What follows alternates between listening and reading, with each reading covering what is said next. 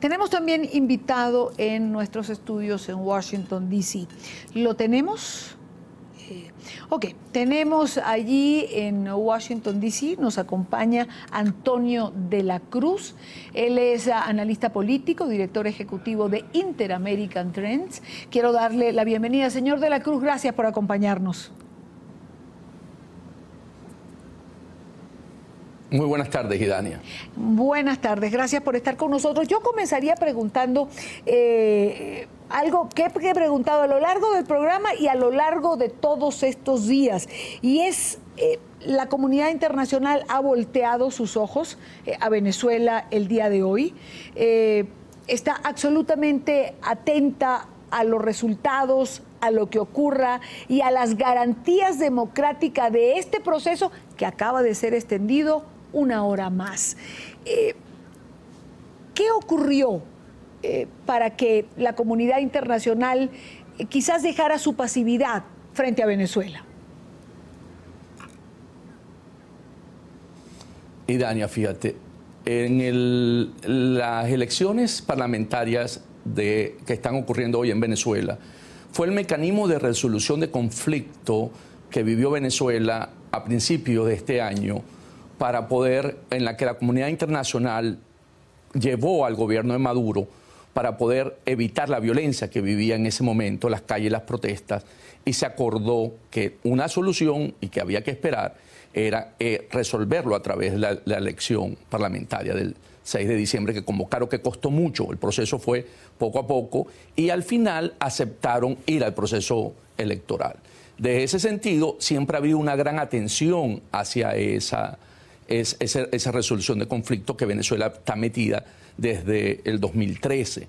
Entonces, por eso es tan importante, porque es un proceso que podría darle esa paz que necesita el país para resolver los grandes problemas que vive, económicos, sociales y políticos. Señor de la Cruz, la gran mayoría de encuestas en estos momentos afirman que la oposición democrática tiene una ventaja muy importante frente a la intención de voto del oficialismo. ¿Qué pasaría si los resultados fueran completamente diferentes? ¿Sí se llegaría a esa calma que usted está mencionando en los últimos minutos? Si logra la oposición o la Mesa de la Unidad Democrática alcanzar los resultados que las encuestas dicen, le daría al país una posibilidad de poder ir transitando por la vía democrática a buscar soluciones a los grandes problemas, porque, como lo han señalado todos los expresidentes que acompañan a la Mesa de la Unidad, ellos les tocó gobernar con asambleas en contra. Entonces, llevaría al gobierno a tener que dialogar con la otra parte del país, que hasta ahora se ha mantenido siempre negándola y acusándola de guerras económicas y de una serie de epítetos que no tienen nada que ver con una posición democrática que ha tratado de ir construyendo este camino a lo largo. Y por eso la comunidad internacional le es muy importante, porque antes de estos procesos a la oposición se le llamaba golpista. Desde hace muchos años, ese camino de etiquetarla golpista ha cambiado, porque es una oposición que ha ido construyendo a través de la vía democrática llegar hasta lo que hemos llegado hoy. Ahora, señor de la Cruz, a partir del cierre de las mesas de los centros de votación que está legalmente establecido para las 6 de la tarde, ya el Consejo Nacional Electoral ha prorrogado una hora más este cierre de mesas. Este proceso que se vive a partir de ahora es un proceso delicado, es decir, es un proceso que levanta llamados de alerta, de atención.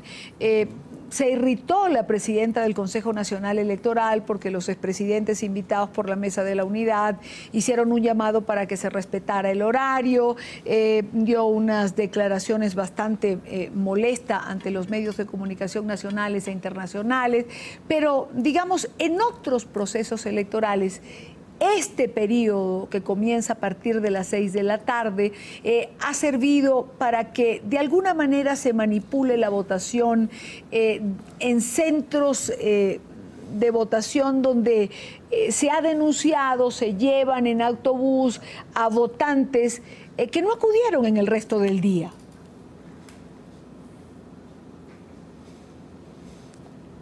Eliana, fíjate, desde la ley de procesos electorales de 2009, se hizo toda la distribución de los distritos electorales por el método Yerramendi. Este método, ¿qué hace? Fíjate, 64 diputados es elegido por el 48% de la población que se concentra en los grandes centros urbanos, como son Distrito Capital, El Zulia, Miranda, Carabobo, Lara y Aragua. Y 100 diputados son elegidos por el resto, por los 18 estados restantes, donde realmente son centros menos urbanos, son centros rurales y extraurbanos. Entonces, ¿por qué es el riesgo de esta hora?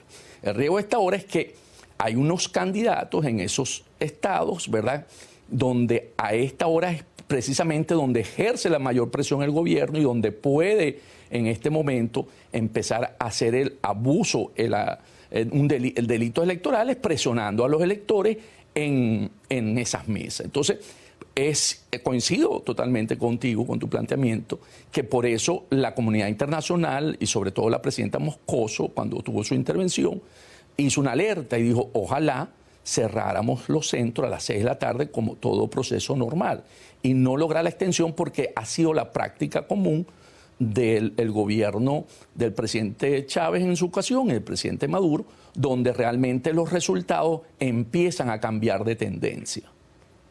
Usted habla de formas que facilitan el fraude por parte de líneas oficialistas. ¿Cuáles son esas formas? ¿Se puede hacer una descripción de los métodos que utilizan para materializar ese fraude?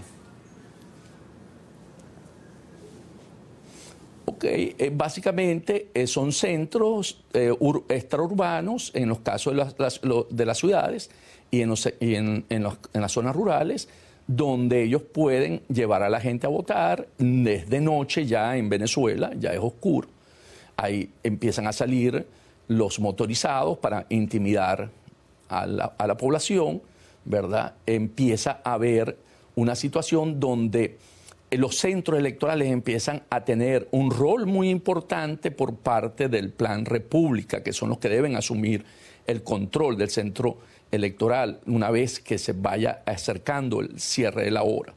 ¿Por qué? Porque empieza todos esos mecanismos de presión, de manejo, empieza a ver, no dejan participar a la ciudadanía si se cierra el centro para ver el conteo de la mesa. Entonces hay una serie de situaciones irregulares que se empiezan a presentar que les permite coaccionar al electorado y a la vez abusar de tener presencia física con motorizados, hacer que entonces la gente, el opositor, prefiere quedarse en casa, no sale, y entonces cuando la gran avalancha de votos del oficialismo empieza a ejercer su votación.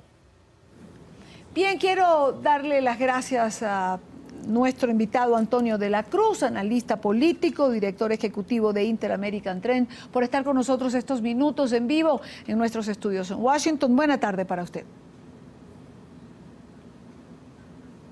Muchas gracias, Aida.